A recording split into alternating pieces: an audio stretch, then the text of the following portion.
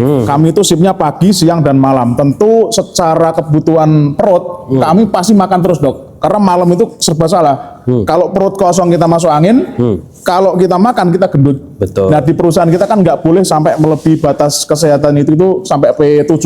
Betul. P4 itu boleh. Itu gimana dok? Cara kita menjaga tubuh kita tetap tidak overweight. Oke. Dan petunjuknya dok?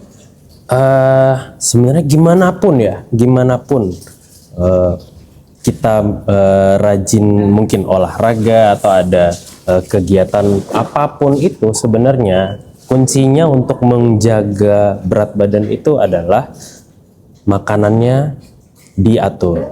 Siap. Defisit kalori itu yang harus dilakukan kalau misalnya mau turun berat badannya. Jadi kalau sudah punya aturan masing-masing, mungkin defisit kalorinya mau dengan puasa gitu, atau mungkin mau dihitung kalorinya dalam satu hari itu berapa.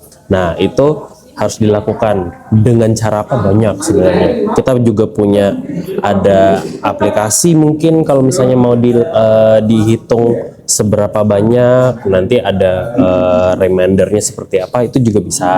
Nah, tapi balik lagi, kalori defisitnya itu seperti apa bisa dijalani gitu. Jadi ada yang namanya intermittent fasting. Siap. Ada yang mau menjalani puasa sebagaimana puasa, misalnya dari subuh sampai maghrib. Siap. Jadi itu bisa dilakukan. Kalau itu sudah dilakukan, itu biasanya bisa memberikan efek berat badannya itu berkurang. Siap.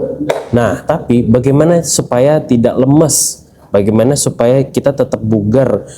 Apalagi kalau misalnya puasanya tidak terbiasa.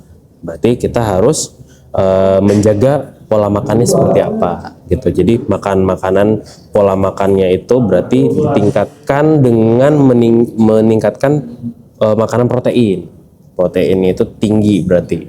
Kalau misalnya menghitungnya seperti apa dok? Berarti harus tahu berat badannya seperti apa, aktivitasnya seperti apa.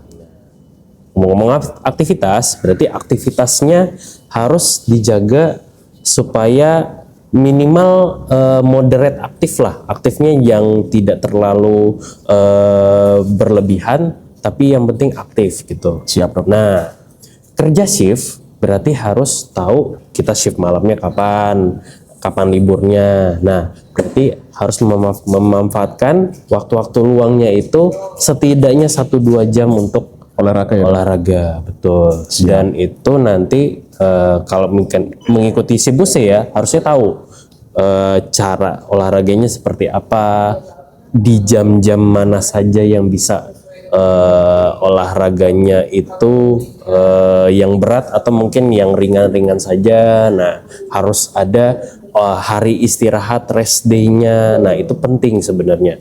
Kalau sudah tahu dan sudah mendalami itu semua, harusnya berat badannya mulai lama-kelamaan berkurang dan kebugarannya pun bertambah gitu. Jadi, kalau mau tahu lebih lanjut lagi, sebenarnya cek ke medikal, mungkin bisa konsultasi ke saya, mungkin ada dokter-dokter yang lain, ada tim medikal yang lain yang punya keilmuan untuk file olahraga, bisa dicek lagi gitu. Siap, terima kasih banyak Dokter Aji atas masukannya. Semoga ini bisa menjadikan kita untuk menjaga tubuh kita agar supaya fit, terus kemudian juga tidak overweight. Siap. Matur suwun Dokter Aji dari Medikal Regional Jawa Bagian Barat. Terima kasih dok. Terima kasih Mas Dedi.